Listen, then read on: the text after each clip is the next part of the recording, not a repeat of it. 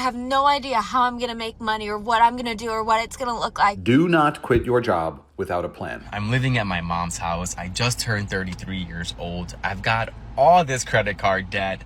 Okay, so today's video is recommended from one of you guys. A video about those I quit my 9-to-5 boring job and now regret it could be a good topic for the future. So that's exactly what we're going to be taking a look at today. We've gone over many different aspects of the job market. Of course, the mass layoffs and the difficulty finding another job, all the requirements you need now and the demands these companies want, with of course bottom of the barrel pay, and you still have to fight against AI taking people's jobs and now sorting through your resumes just to get your foot in the door. But now we're going to be taking a look at people quitting their jobs for many reasons, whether it was unfulfilling, boring work, or they hated their boss, coworkers, whatever. Some time passes after they quit and they regret making their decision because of the economy we're in. We have a lot to go over today, along with comments from you guys from previous videos. So if you want to be featured on a future video, leave in the comments down below. But let's just start off with some stories.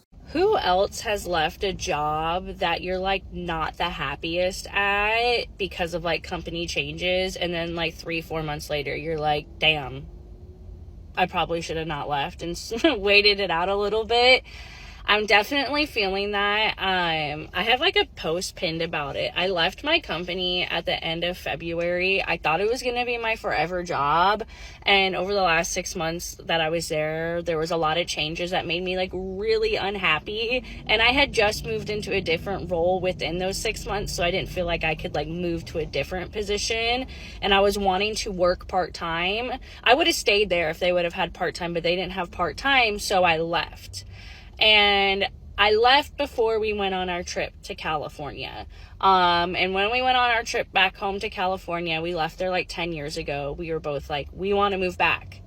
My job was fully remote. We had people that worked in California. And now I need to work full time again to get back to California in 2 years. Okay, so there's a couple things with this clip. It seemed like there was a few things that she didn't like, and I understand things changing at the job, possibly problems with bosses. I mean, that's pretty common. And then her wanting to go from full-time to part-time was clearly a problem. They did not offer that. But then you find out that this was a work-from-home job, which is becoming increasingly uncommon by the day now. So many companies are making people return to office, go back to the normal grind, commuting to the office building, all of that, and then deciding that you want to move back to a place that's probably one of the most expensive states to live in the country after you quit your work from home job doesn't seem like the best decision making. And I think she knows that, regretting her decision, now having to go back to another full-time job to hopefully pay for the possible move in the future, but that has definitely been stunted because she left her job. And we have a comment from you guys with a timestamp talking about a clip having issues with your boss and your coworkers at your job. Again, a very common issue for many people. That's the reason why I quit my last job. Worst part is I regret quitting despite the abuse because the current job market is so awful. Now, before we get into the rest of the video, I do just want to say that this video is not trying to convince you all to stay at your terrible 9-to-5s for the rest of your life. I think it's pretty clear how I feel when we go over the terrible job market, the videos that I've uploaded with the crazy job listings and demands from these companies. They do not care about you at all. They will fire you at a moment's notice if they could squeeze out a little bit more profit for their business. However, the influence that these videos have of people just saying, quit your job with no backup plan and follow your passion, travel the world, whatever, is honestly just not a smart thing to do in this economy. And of course, those types of videos end up going viral from influencers that have a completely different kind of life to you. I'm definitely not saying you should be a cog in the machine forever, but there has to be some sort of long-term plan for yourself, and working towards getting your finances in a very good place is extremely important in today's climate, because if you don't, unfortunately, you could turn into this next clip. So I am now at 65 grand in debt because I decided to quit my job 2 years ago. Like many people, mental health was at it was a shit show being corporate. Like the benefits of corporate were outweighing all the negatives, and I was just like, I'm done with it. So literally quit without a plan, like had some savings, like had my 401k, and had like a lot of credit, obviously, because now it's maxed at the full capacity, but I still don't fully have it all figured out. Still have no idea what the I'm gonna do. All I can do is be positive, right? Hey, like be delusional, because sometimes you have to do that, especially in business when things don't go to plan, because nothing ever goes to plan.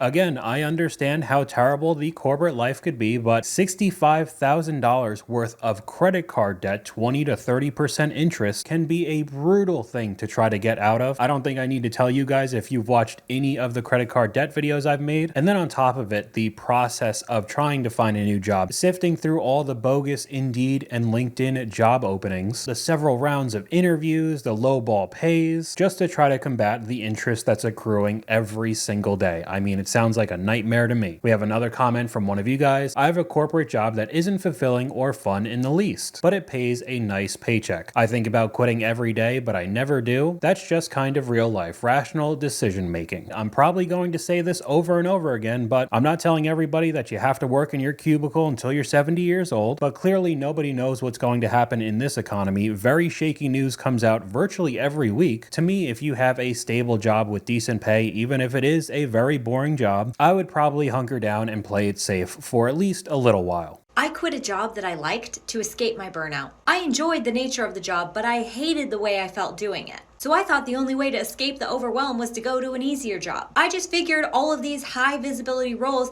came with this inescapable stress, and the only way to have any balance in your life was to do something easier. So I fled out of desperation and overlooked all the red flags, which in my case was a job that would very obviously and quickly bore me. And what do you know, 1 week in, I'm like, why did I do this? I had a shit ton of mundane work. I made it very apparent that I had no boundaries because I was just overcommitting all day long, which meant I was overwhelmed with work I didn't even enjoy. So what's the issue here? The issue was I could escape the job, but I couldn't escape the real problem. The people-pleasing, overcommitting, and addiction to external validation. It was me. I was the problem. And until I fixed that, any job would stress me out. I would add on to that the mundane, dead-end type work, day in, day out for 8 hours a day, would probably take a significant toll on my mental health as well. Knowing that your job is just basically busy work, the amount of time that you're wasting in your life would just absolutely drive me crazy as well. But this is a little bit different of an example. She ends up leaving her job because it was a very high-stressed environment. Again, very common issue right now. Being overworked constantly, thinking that she wanted a easier, more mundane job. Wouldn't be as stressful as her first job, but like I said before, the busy work still does take a toll. The top comment here, I just turned down an amazing corporate job to fix anxiety, and now I'm worried I messed up and ruined my career in the long run. We have another comment from you guys talking about the job market right now. The Walmart in my town went on a hiring freeze.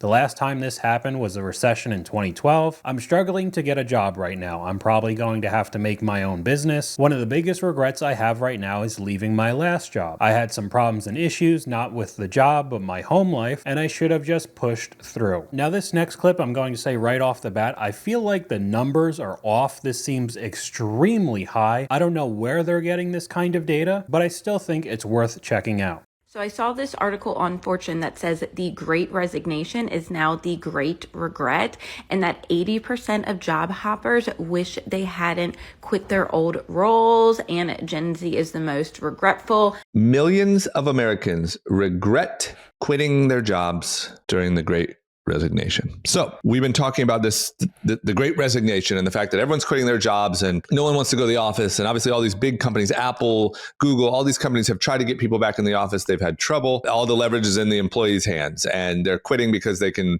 do gig work. They want to work from home. They want to be comfy. They want to watch their Netflix. One of the main reasons for the regret is, the job market is harder than they imagined. What's crazy is 20 million Americans quit their jobs in the first 5 months of this year. 20 million. I mean, talk about just unfortunate timing though, In their mind, it was like, this is the new normal, NFTs, gig work from home, everybody quits, and then literally recession. Yeah. And like layoffs and everyone closing, hiring, and numbers are down. And it's like, you just got caught in a trap. Man, keep your job right now. That's all I'm going to say.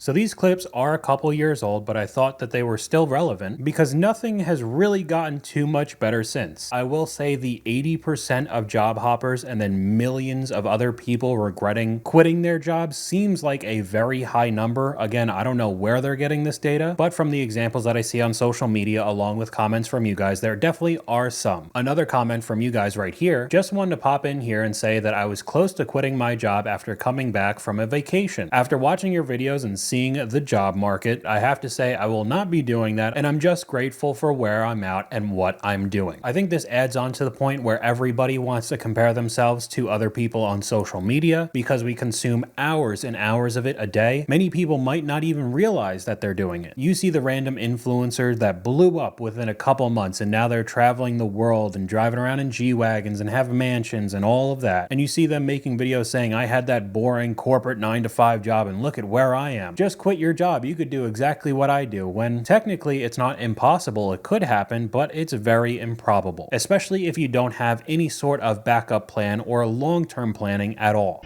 If you don't listen to nothing else that I say, you better not quit that damn job until you got a backup. Do you hear me?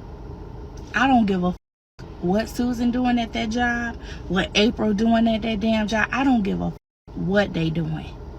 You finna let April and Susan mess up your money and mess up how you're paying your bills? No, we're not about to do that. So whatever cliff you about to jump off, I'm gonna need you to step your ass back, because we do not quit our job without a backup plan. Do you hear me? I'm not playing. I'm not playing. Don't you do it, because you don't know how long you're gonna be unemployed. So you always need a plan B. Do you hear me? I'm not playing. Don't ever do that, because you gonna be homeless very, very soon. Okay? Some of the comments here, my dad always said, don't quit your job until you have another one. Your dad was correct. Don't ever quit a job without a backup plan. That's what I tell myself every day, because we could take a look at a couple of those examples that show up on everybody's For You page. I had to pull over to make this because I just quit my corporate job and I have no idea what's next. I have no idea how I'm going to make money or what I'm going to do or what it's going to look like. So I just quit my corporate job and I have no backup plan. So there's really a formula to those types of videos, and you can kind of understand what they're all going to say. But then you go and see the perspective from the opposite side when you're trying to look for a better job. I mean this from the bottom of my heart right now. If you don't like your job right now, do not leave. It is ghetto out here applying for jobs. It is ghetto. Cry in your cafeteria, go into the stall and blow that motherfucker up as revenge. If you work from home, go into your pantry and eat all your snacks for comfort. I don't care, just do not leave your job right now. Some of the comments, everyone's hiring but nobody hires, talking about all the ghost jobs that you see on websites. The grass is dead on the other side, stay safe. Be sure to secure a new job before leaving. The housing market, job market, dating market all suck. I mean, that's a topic in and of itself, but if you take nothing else away from this video, this next clip hits the nail right on the head. So I've seen a lot of posts going around about people quitting their job without a backup plan. I just quit my job, no backup plan, because that was toxic. Let me tell you something right now. Look at me in the eyes. Do not quit your job without a plan. I'm not going to call it a backup plan. I'm going to call it a plan, okay? All these people on social media that tell you that they have no backup plan probably have a trust fund. They probably have somebody that is willing to pay their rent for 6 months while they figure things out. Nobody truly quits without a plan of some kind. I promise you. This is one of the dangerous things about social media is people just say things not realizing that their circumstances are not going to apply to everybody, all right? What I'm telling you is going to apply to everybody unanimously. Do not quit your job without an escape route. You are a prisoner. You need to be plotting your escape. So I'm not telling you not to quit your job. I'm not telling you not to pursue your dreams. I'm not telling you to stay in a toxic environment. That's not what I'm telling you. What I'm telling you is that you need to stay where you are, collect the paychecks for as long as you possibly can, save up as much money as you possibly can, and start planning your escape. Come up with a plan that once I am unemployed, once I am gone from this job, this is what I know I'm going to be working at, and this is how financially I'm going to be able to support myself until I get there. All right? That is the message. Now, I just quit my job with no backup plan other than my parents to pay my rent for the next 12 months. Do not quit your job. Plan your escape. That is my message. If I could say that word for word back to the camera as my opinion, I would. That's exactly how I think. There definitely needs to be some sort of plan. Maybe start working at it while you're collecting the paycheck from the job that you hate. See what sort of income you could get from it, and then take the next steps from there. Just jumping into the deep end right now does not seem like a good idea at all. And another very good point that he talked about is that all of these clips saying that they quit without a backup plan aren't really true. They do have a backup plan, and we can look at some of the examples. Just real quick, we go look at the intro to this clip. I'm quitting my corporate job in 28 days now with no backup plan. Again, cookie cutter intro, quitting corporate job, no backup plan, right? They're going in blind apparently. Then we could take a look at the exact same clip just later in the video. I just kind of want to shed some light on how I'm financially going to be able to do that. I made a list for you guys breaking down my specific financial situation, but also how you could possibly do it too. So just so you guys know, I'm quitting my job. I don't have another job lined up, and I'm going to be living off my savings. So obviously number one is save up some money. I've actually been working 3 jobs the past couple of months to make as much money as I can because I knew that I couldn't do this corporate thing for the rest of my life. Wouldn't that be classified as a plan? She was keyed in over a how to budget travel plan in that clip, so she did have a plan. She was working 3 jobs because she knew she was going to quit, so in the end it doesn't seem very truthful. Here we have another example of it. So I quit my job and I don't have a backup plan, and you're probably thinking, why the would you do that in this economy? And you're so right for that. I honestly just woke up one day and I realized I don't want to work in an environment like this anymore. It's not good for me. It's not good for my mental health. And I've kind of put up with this for a bit longer than I probably should have. So I walked out. I'm proud of myself, actually.